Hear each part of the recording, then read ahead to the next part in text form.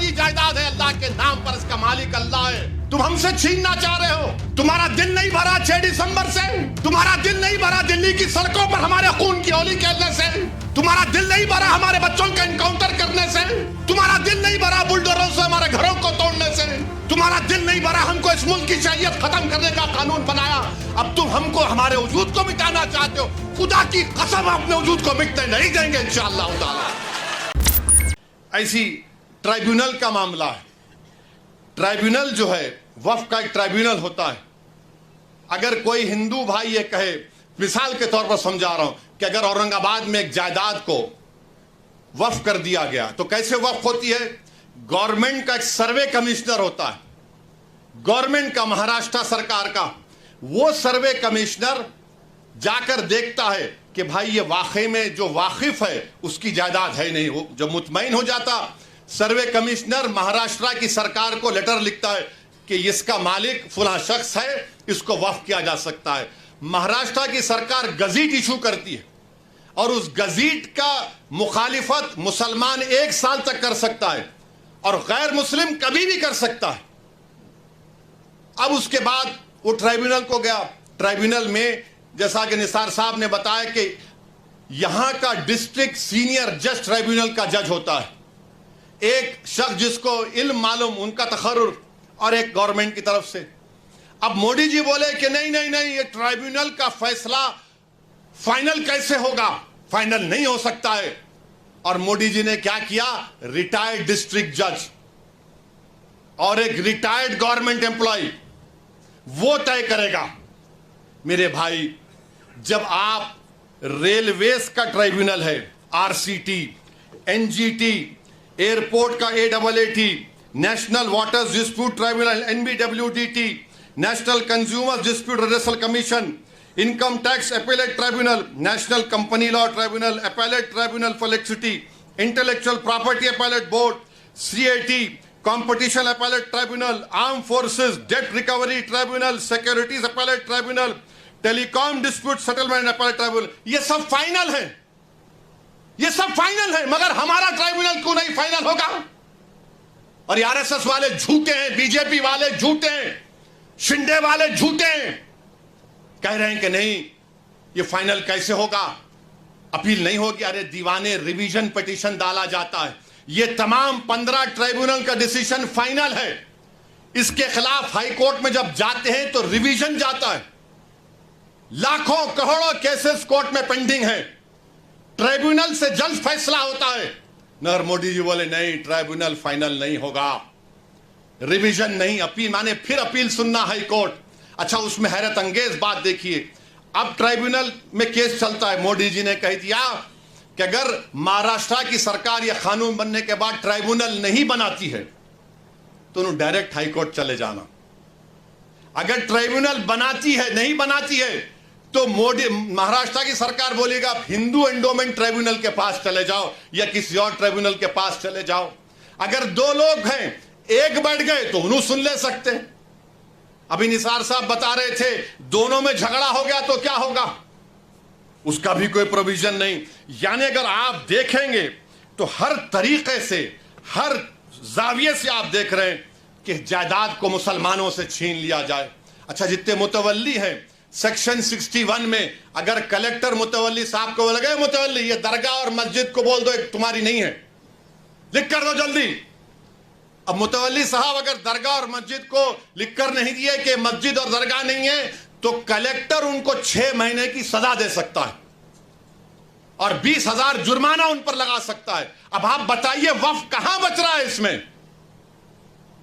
अरे BJP, RSS, Shinde वालों, ये जायदाद गवर्नमेंट की नहीं है, हमारे पुरखों की है, हमारे आबो अजदाद की है, ये प्राइवेट प्रॉपर्टी है। तुम कैसा इसमें मुदाखलत कर सकते हो? याद रखो मुसलमानों, हमने एक मस्जिद को खो दिया, तुम और कितनी मस्जिदों को खोने के लिए तैयार हो? एक मस्जिद को हमने खो दिया। याद रखो, अगर यह खुदा ना खास्ता कानून बनेगा तो सिर्फ काशी मथुरा नहीं, कोई मस्जिद नहीं बचेगी भारत में जो झगड़े शुरू हो जाएंगे। मस्जिदों को बंद कर दिया जाएगा, कलेक्टर बोलेगा नहीं मस्जिद नहीं है, खानकाहों को, दरगाहों को बंद कर दिया जाएगा। इस तरह का गंदा कानून नरेंद्र मोदी बना रहे हैं।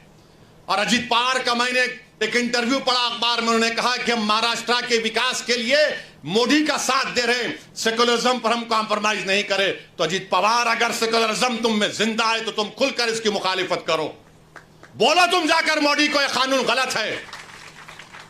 जो छत्रपति शिवाजी को मानने वाले हैं, क्या तुम भूल गए कि छत्रपति शिवाजी ने रत्नागिरी में उस दरगाह को 652 एकड़ जमीन दी थी? ये कौन सी तुम्हारी मोहब्बत है? ये हमारी जमीन है, हमारी जायदाद है, अल्लाह के नाम पर इसका मालिक अल्लाह है। तुम हमसे छीनना चाह रहे हो। तुम्हारा दिल नहीं भरा 6 दिसंबर से, तुम्हारा दिल नहीं भरा दिल्ली की सड़कों पर हमारे खून की होली खेलने से, तुम्हारा दिल नहीं भरा हमारे बच्चों का एनकाउंटर करने से, तुम्हारा दिल नहीं भरा बुलडोजरों से हमारे घरों को तोड़ने से, तुम्हारा दिल नहीं भरा हमारे बच्चों के सरों से हिजाब खींचने से, तुम्हारा दिल नहीं भरा हमको इस मुल्क की शरीयत खत्म करने का कानून बनाया। अब तुम हमको, हमारे वजूद को मिटाना चाहते हो। खुदा की कसम अपने वजूद को मिटने नहीं देंगे इंशाअल्लाह ताला। हम अपने वजूद को मिटने नहीं देंगे इंशाअल्लाह ताला। तो मेरे अजीज दोस्तों और बुजुर्गों, मेरे अजीज दोस्तों और बुजुर्गों, मेरी आपसे दबन गुजारिश है कि महाराष्ट्र के असेंबली इंतखाबात आने वाले हैं। मैं आपसे अपील कर रहा हूं, जो लोग वक्फ की जायदादों को बर्बाद करने आ रहे हैं, आप और हम मिलकर उनको इंशाअल्लाह बर्बाद कर देंगे सियासी तौर पर। मेरी आपसे अपील है कि मैं यकीनन कह रहा हूं कि इस महाराष्ट्र की विधानसभा में आपको इम्तियाज जलील को और मंजलिस के नुमाइंदों को भिजाना जरूरी है। तुम्हारी आवाज हो, अगर तुम्हारी आवाज नहीं होगी तो कौन आवाज उठाएगा? तुम नहीं देखते पार्लियामेंट में क्या हो रहा है? तुम नहीं देख रहे पार्लियामेंट में कौन पुकार रहा है दीवानों की तरह? क्या तुमको नजर नहीं आ रहा कि किसके कलेजे में, सीने में, किसकी आंख में आंसू है जो तड़प तड़प कर देख रहा है कि मेरे बर्बादी का कानून मेरे आंखों के सामने बनाया जा रहा है? कौन होगा तुम्हारी आवाज को? छोड़ो इन चीजों को। कभी अपनों को भी तो अपनाओ, कभी अपनों को तो समझो। जो तुम्हारे लिए दिनों रात मेहनत कर रहे हैं उनकी आवाज बनाकर भिजाओ। यकीनन हराना है इंशाअल्लाह ताला, इन लोगों को हराएंगे इंशाअल्लाह ताला। मगर हराने का मतलब यही नहीं है कि तुम अपनी आवाज का गला घोट दो। तुम अपनी आवाज का गला घोट कर कैसे दूसरों के सर पर ताज रख सकते हो, मुझे बताओ? यह तो नहीं हो सकता मेरे भाई। तो मेरी आपसे गुजारिश है कि इस बात पर भी आप गौर करिए। हम लड़ रहे हैं और लड़ते रहेंगे इंशाअल्लाह ताला। और अगर मोदी ये कानून बनाते हैं तो जैसा कि पर्सनल लॉ बोर्ड ने फैसला लिया कि अगर एहतजाज होगा मोदी जी तो आप हमारे वजूद को मिटाना चाह रहे हैं, बेहतर यह है कि मैं रोड पर आकर अपने आप को खत्म कर लूं, मगर अपने घर में बैठकर अपनी जायदादों को छीनना नहीं देख सकता जो अल्लाह उसका मालिक है। मैं घर में बैठकर नहीं दे सकता कि जिसका मालिक अल्लाह है उसको जायदाद को छीन लिया जाए। यह हुकूमत की जिम्मेदारी होगी।